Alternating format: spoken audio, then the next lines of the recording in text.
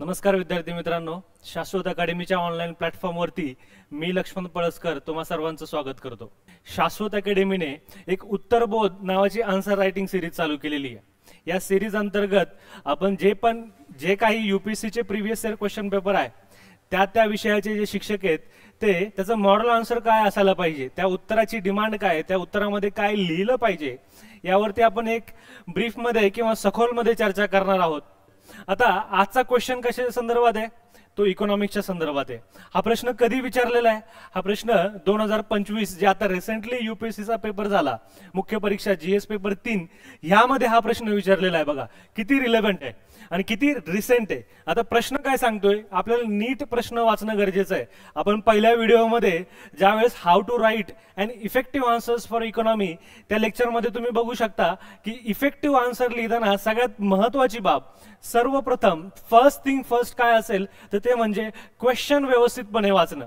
क्वेश्चनची जर तुम्ही चांगल्या पद्धतीने हाताळणी केली तर आय गॅरंटी यू तुम्ही जे उत्तर लिहिणार आहे, जर तुम्हाला एकदा क्वेश्चनची डिमांडच समजली तर तुम्ही ऑटोमॅटिकली जे काय एक्सपेक्टेड आहे किंवा जे काय रिक्वायर्ड आहे एक्झामिनरला ते तुम्ही उत्तरामध्ये उतरवणार आहात। आता क्वेश्चन काय सांगतोय की भारताच्या संदर्भात मानवी विकास निर्देशांक आणि असमानता समायोजित मानवी निर्देशांक यांच्यातील फरक स्पष्ट करा।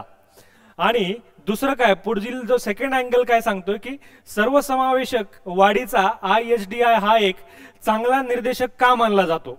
म्हणजे थोडक्यात काय सांगायचं झालं तो क्वेश्चन कशाच्या संदर्भामध्ये, क्वेश्चन म्हणतोय की ह्युमन डेव्हलपमेंट इंडेक्स आणि inequality adjusted human development index यामध्ये काय फरक आहे, बरोबर। आणि सेकंड पार्ट जो आहे क्वेश्चनचा तो म्हणतोय की inequality adjusted human development index असमानता समायोजित मानवी विकास निर्देशांक हा विकासाचा चांगला निर्देशांक काय। एकदम सरळ धोपट क्वेश्चन विचारलाय, याच्यामध्ये न समजण्यासारखं बिलकुल काही नाहीये। मग आता या क्वेश्चनचा लोकस काय, क्वेश्चन उत्तरला याच्या अगोदर तुमच्यासाठी आहे, तुम्ही हे एक्झाम मध्ये लिहिणं बिलकुल गरजेचं नाहीये। मी पुन्हा सांगतोय हे तुमच्या अंडरस्टँडिंग साठी आहे की प्रश्नाचा लोकस काय। मग आता लोकस आणि फोकस विद्यार्थी मित्रांनो मी पुन्हा सांगतोय हे तुमच्यासाठी आहे, हे तुम्ही ऍक्च्युअल उत्तरामध्ये लिहिणं बिलकुल अपेक्षित नाहीये। आता लोकस म्हणजे काय की हा प्रश्न कुठून विचारलेला आहे सिलेबस मधनं, तर जे मानवी विकास निर्देशांक आहेत, विविध विकास निर्देशांक जे आहेत त्या ठिकाणून हा प्रश्न विचारलाय। आणि या प्रश्नाचा फोकस आपण थोड्या वेळापूर्वी बघितला, असा दोन फोकस आहे त्याच्यावरती की ह्युमन डेव्हलपमेंट इंडेक्स आणि inequality adjusted human development index यामध्ये काय फरक आहे तो स्पष्ट करायचा आहे। आणि सेकंड डायमेन्शन की IHDI हा HDI पेक्षा चांगला निर्देशक काय ते आपल्याला उत्तरामध्ये लिहायचं आहे। आता ज्या वेळेस आपल्याला हा प्रश्न समजलाय तर याची हिंट म्हणजे काय, आपण उत्तरामध्ये काय लिहिणं गेलं पाहिजे। मग सुरुवातीला तुम्ही इंट्रोड्यूस विविध माध्यमातून करू शकता, तुम्ही HDI ची आणि IHDI ची डेफिनेशन देऊ शकता, रिलेव्हंट आकडेवारी देऊ शकता। त्यामध्ये आपण बघणार आहे की आपण डेफिनेशन देऊन या उत्तराची सुरुवात केलेली आहे। मग मुख्य भाग जो आहे, जो इंट्रोडक्शन, बॉडी आणि कन्क्लुजन या स्ट्रक्चरमध्येच आपल्याला उत्तर लिहायचं आहे। मग बॉडीमध्ये आपल्याला जो प्रश्न मेन डिमांड जी विचारलेली आहे डिफरन्स, तो डिफरन्स इथं आपल्याला लिहायचा आहे। त्याचबरोबर IHDI हा HDI पेक्षा का सरस आहे हे पण कशामध्ये मेन्शन करायचं आहे, आपल्याला मेन बॉडी किंवा मुख्य भाग जो आहे त्याच्यामध्ये मेन्शन करायचं आहे। आणि शेवटी निष्कर्ष आपल्याला फ्युचर ओरिएंटेड किंवा पॉझिटिव्ह करायचं, त्यामध्ये तुम्ही काय मेन्शन करू शकता की केवळ उच्च मानवी विकास आपल्याला अपेक्षित आहे का, तर बिलकुल नाही। तर आपल्याला काय अपेक्षित आहे, आपल्याला समतोल व समावेशक मानवी विकास अपेक्षित आहे। आणि त्यासाठी सरकारने विविध योजना किंवा कृती या घेतल्या गेल्या पाहिजे। अशा पद्धतीने तुम्ही फ्युचर ओरिएंटेड किंवा पॉझिटिव्ह कन्क्लुजन करू शकता। आता ज्यावेळेस इंट्रोडक्शन बघतो तर ज्यावेळेस आपण डेफिनेशन लिहितो, मानवी विकासाची डेफिनेशन काय, मानवी विकासाचा जो निर्देशांक आहे हा कोणी दिलेला आहे, हा महबूब अल जे आहेत पाकिस्तानी सायंटिस्ट, तर त्यांनी हा निर्देशांक दिलेला आहे। मग यांनी काय सांगितलंय की केवळ आणि केवळ आर्थिक विकास यावरती देशाची प्रगती झाली का नाही यावरती लक्ष न देता तुम्ही इतर जे आयाम आहेत प्रगतीचे, मग ते इतर आयाम कोणते असतील, मानवी विकासाचे ज्याला आपण म्हणतो, ते शिक्षण असेल, आरोग्य असेल, उत्पन्न असेल, आणि जर ह्या 3 क्षेत्रामध्ये जर त्या देशातील नागरिकांची जर प्रगती होत असेल तर तो देश प्रगत आहे. ही काय झाली डेफिनेशन ऑफ HDI. आणि this is what you are expected to write in introduction, की HDI ची डेफिनेशन काय आहे आणि इनइक्वॅलिटी ऍडजस्टेड HDI जो आहे त्याची डेफिनेशन काय आहे, आणि हे कोण प्रकाशित करते, तर हे युनायटेड नेशन डेव्हलपमेंट प्रोग्राम जे आहे ते हे प्रकाशित करते. आता HDI मध्ये आपण काय करतो की संभाव्य विकास जो आहे तो आपण HDI मध्ये मेजर करतो, म्हणजे पोटेन्शियल ग्रोथ जो आहे तो HDI मध्ये मेजर करतो, ज्याला काय म्हणता येईल संभाव्य विकास. वेअरएज IHDI मध्ये काय होतंय की ऍक्च्युअल वास्तविक ग्रोथ काय होतोय तो IHDI मध्ये रिफ्लेक्ट होतोय. बरोबर आहे की नाही? तो कसा, कारण का IHDI मध्ये जी इनइक्वॅलिटी जी आहे, असमानता जी आहे ती रिफ्लेक्ट केली जाते. आणि ती कशा पद्धतीने रिफ्लेक्ट केली जाते त्यासाठी एक फॉर्म्युला वापरला जातोय, ॲटकिन्सन फॉर्म्युला ज्याला म्हटलं जातं, की त्या फॉर्म्युला अंतर्गत HDIच्या ज्या व्हॅल्यूज आहेत त्यामध्ये ते 3 जे आयाम आहेत त्याच्यामधनं ह्या फॉर्म्युला थ्रू ह्या ज्या इनइक्वॅलिटी ऍडजस्ट केल्या जातात आणि त्यातनं जी व्हॅल्यू भेटते ती आपल्याला काय म्हणतो, आपण त्याला inequality adjusted human development index. आता ज्यावेळेस फरक विचारलाय तर फरक लिहिताना आपल्याला डिफरन्शिएट करायचंय HDI मध्ये आणि IHDI मध्ये. मग तुम्ही डिफरन्शिएट कसं करणार? फर्स्ट थिंग, सगळ्यात पहिला प्रथम काय की HDI जे आहे ती सरासरी आहे. ही 3 जे आयाम आहेत, हेल्थ असेल, एज्युकेशन असेल किंवा जी राहणीमान आहे त्याची सरासरी आहे. वेअरएज IHDI काय, IHDI देखील सरासरीचे, पण त्याच्यामध्ये जी विषमता आहे ती विषमता कपात केली जाते. आणि जसं आपण थोड्या वेळापूर्वी चर्चा केली, जो फॉर्म्युला वापरला जातो तो ॲटकिन्सन फॉर्म्युलाच्या थ्रू जी काय इनइक्वॅलिटी जी आहे ते IHDI मध्ये कमी केली जाते किंवा कपात केली जाते. आणि त्यामुळे जे आपल्याला व्हॅल्यूज येतात त्या वास्तविक मानवी विकासाच्या अगदी जवळ नेऊन ठेवतात, किंवा आपल्याला जे रिअल पिक्चर आहे ह्युमन डेव्हलपमेंटचं ते या माध्यमातून आपल्याला दिसून येतं. आता सेकंड पॉइंट आपण याच्यामध्ये काय लिहू शकतो, तर सेकंड पॉइंट मध्ये आपण हा जो इंडेक्स आहे त्याबद्दल ऍडिशनल माहिती लिहू शकतो की बोथ HDI आणि IHDI हे जॉमेट्रिक मीननी मेजर केले जातात. त्यांचे मेजर्स काय आहेत आपण ऑलरेडी बघितलं की जॉमेट्रिक मीन 2010च्या अगोदरपर्यंत हा अरिथमेटिक मीन थ्रू मेजर केला जायचा, पण 2010 नंतर तो जॉमेट्रिक मीन थ्रू मेजर केला जातो. याच्यात फरक काय, तर जॉमेट्रिक मीन मध्ये किंवा भौमितिक मध्यमध्ये ज्या एक्स्ट्रीम व्हॅल्यूज ज्या आहेत, म्हणजे 3 आयाम आहेत, या 2 आयामामध्ये एखाद्या देशाने चांगली कामगिरी केली परंतु एका आयामामध्ये जर कमी कामगिरी केली असेल तर ती अरिथमेटिक मीन मध्ये ती लपून जायची. पण जॉमेट्रिक मीन मध्ये जर एका आयामामध्ये जरी देशाने कमी कामगिरी केली तर ती लपत नाही. आणि मग ज्या वेळेस एका पर्टिक्युलर सेगमेंटवरती एखादा देश कमी पडत असेल तर ती गोष्ट, ती बाब प्रत्यक्षाने म्हणजे प्रकर्षाने जाणीव होती आणि लगेच निदर्शनास येते. मग याच्यामध्ये 3 गोष्टी कुठल्या कुठल्या आहेत? आरोग्य आपण बघितलं, आयुर्मॅन की एक्सपेक्टेड इयर्स ऑफ लिव्हिंग किती आहे, शिक्षण एक्सपेक्टेड इयर्स ऑफ स्कूलिंग आणि स्कूलिंग किती, ॲव्हरेज स्कूलिंग, आणि राहणीमान ज्याला आपण राहणीमान कसं मेजर करतो, दरडोई उत्पन्नाच्या स्वरूपामध्ये. आणि IHDI मध्ये पण या 3 आयामांचं मापन होतं, परंतु कशा पद्धतीने इनइक्वॅलिटी ऍडजस्टेड, असमानता काय केली जाते समायोजित करून ॲटकिन्सन फॉर्म्युला थ्रू इनइक्वॅलिटी आपण याच्यामधनं ऍडजस्ट करू शकतो.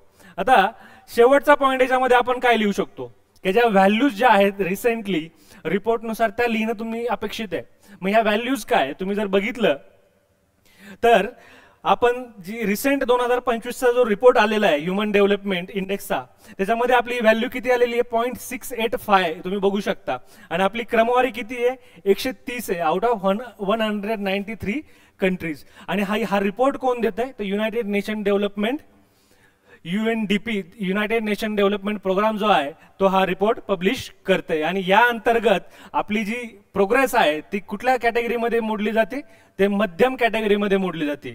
वेअरएज ज्यावेळेस इनइक्वॅलिटी ऍडजस्ट करतो तर आपली जी प्रोग्रेस जी आहे तर ती कमी मानवी विकास श्रेणीमध्ये मोडली जाते. बघा म्हणजे किती रिअलिस्टिक आहे. या ठिकाणी व्हॅल्यू जास्त आहेत 0.68 आहे, इथे ह्या व्हॅल्यू किती होऊन जातात 0.475.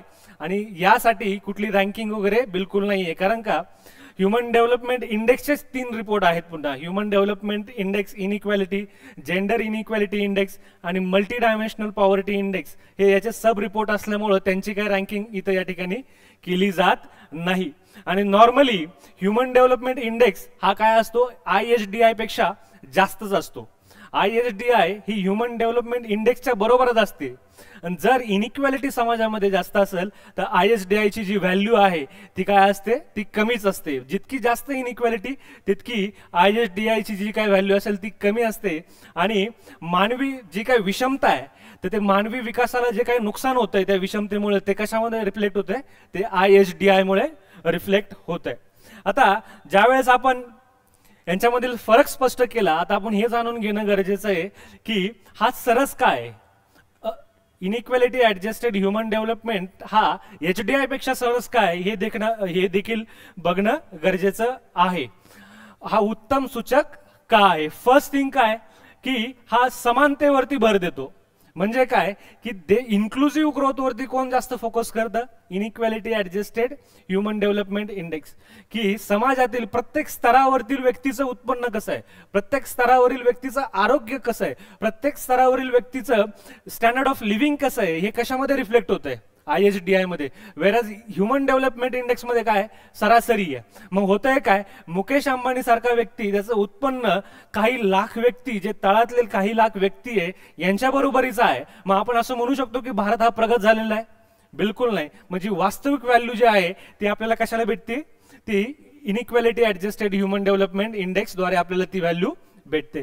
सेकंड काय की जी लपलेली असमानता जी आहे ती याच्यामध्ये उघड होती. म्हणजे ऑलरेडी आपण जो फर्स्ट पॉइंट कंटिन्यू करतोय, जी काय इनइक्वॅलिटी आहे समाजामध्ये ती आपल्याला कशाद्वारे भेटते, inequality adjusted human development index. जे काय आता जर तुम्ही याच्यासाठी ऑक्सफॅम रिपोर्टची जर एखादी माहिती असेल तर या पॉइंट अंतर्गत तुम्ही देशामध्ये किती इनइक्वॅलिटी आहे ही देखील मेन्शन याच्यात या पॉइंट थ्रू करू शकता. आता याचा फायदा असा की धोरण निर्मितीस याचा फायदा होतोय. मग ज्या वेळेस आपल्याला कळतं की ह्या 3 अँगल जे आहेत, 3 आयाम आहेत, शिक्षण आहे, आरोग्य आहे आणि राहणीमान आहे, एखाद्या पर्टिक्युलर अँगलवरती जर आपलं त्या ठिकाणी परफॉर्मन्स चांगलं नसेल तर सरकार त्याची इम्प्रूव्हमेंटसाठी काही योजना आयोजित करू शकतं. मग उदाहरण काय, या ठिकाणी तुम्ही उदाहरण एस्पिरेशनल डिस्ट्रिक्ट प्रोग्रामचं देऊ शकता की काही ठराविक जिल्हे हे पाठीमागे होते, मग त्या जिल्ह्यांची ग्रोथ होण्यासाठी काय केंद्र सरकारने काय आणलं की एस्पिरेशनल डिस्ट्रिक्ट प्रोग्राम, आणि या जिल्ह्यांची सर्वसमावेशक वाढ होण्यासाठी हा प्रोग्राम आला. मग याचा फायदा, तिसरा मुद्दा जो काही धोरण निर्मितीस याचा फायदा होतो. याचा चौथा जो आहे मुद्दा सरासरीसाठी की समावेशक वाढीशी सुसंगत आहे. जे सस्टेनेबल डेव्हलपमेंट गोल 2030 पर्यंत साध्य करायचे, त्याचं गोल नंबर 10 तुम्ही मेन्शन करणं गरजेचं आहे की रिड्यूस द इनइक्वॅलिटीज. रिड्यूस इनइक्वॅलिटीज, आपल्याला सर्व समाजामधल्या इनइक्वॅलिटीज रिड्यूस करायच्यात आणि हा जो रिपोर्ट आहे हा त्या वाढीशी सुसंगत आहे आणि हा पॉइंट तुम्ही त्याच्यामध्ये ऍड करू शकता. शेवटचा जो आहे ती वास्तविक अनुभवाचं दर्शन देतं. जे inequality adjusted human development index जो आहे ती समाजातली जी काय वास्तविक स्थिती आहे ती स्थिती आपल्याला ह्या रिपोर्टनुसार दिसते. मग आपण ऑलरेडी डिस्कस केलेलं आहे याच्यामध्ये की तुमची इनइक्वॅलिटी किती आहे, विविध लोकांचं आरोग्य कसं आहे. मग हे सुधारण्यासाठी आता ज्यावेळेस आपण सरस काय हे बघितलं तर ज्यावेळेस आपण कन्क्लूड करतो तर कन्क्लूड हे काय पॉझिटिव्ह वेने करायचं, आपल्याला वे फॉरवर्ड दिसला पाहिजे, काहीतरी सकारात्मक गोष्टी आपल्याला कन्क्लुजन मध्ये दिलेल्या आहे. मग या ठिकाणी तुम्ही याचा जो कन्क्लुजन आहे तर यासाठी गव्हर्नमेंटने कोणत्या कोणत्या स्कीम्स लॉन्च केलेल्या आहेत हे मेन्शन करू शकता. आरोग्यासाठी जर असेल तर PM जन आरोग्य योजना असेल, त्यानंतर मिशन इंद्रधनुष असेल, बरोबर आहे की नाही, जननी सुरक्षा योजना असेल, उत्पन्नासाठी काय असेल PM जनधन योजना असेल, येते लक्षामध्ये. अजून त्यामध्ये विविध स्कीम असतील, कशा स्वच्छ भारत योजना असेल, इन्कम साठी झाल्या आपण ऑलरेडी कव्हर केलेल्या अशा विविध स्कीम ज्या ह्या सेगमेंटशी रिलेटेड आहेत, या स्कीम तुम्ही या कन्क्लुजन थ्रू मांडू शकता. किंवा आज तुम्ही असं पण लिहू शकता की सर्वसमावेशक वाढ ही काही नैतिक आवश्यकता नाही, तर खऱ्या सर्वसमावेशक आणि उच्च वेगवान विकास आणि विकसित राष्ट्र म्हणून आपला दर्जा सुरक्षित करण्यासाठी आवश्यक असलेली एक आर्थिक प्रेरणा आहे. कारण का भारत काय करतोय की $5 ट्रिलियन अर्थव्यवस्था बनवण्याचं स्वप्न उराशी बाळगतोय. आणि ज्यावेळेस आपण $5 ट्रिलियन स्वप्न बाळगतोय, तर या ठिकाणी आपण हे इन्शुअर केलं पाहिजे की हा जी इकॉनॉमिक ग्रोथ आहे ती समाजातील सर्व घटकांपर्यंत समान पद्धतीने वाटप होत आहे. So that was all for today's question. We'll meet you in a next video with a new topic. Till then, thank you so much. We'll meet you next time. Thank you.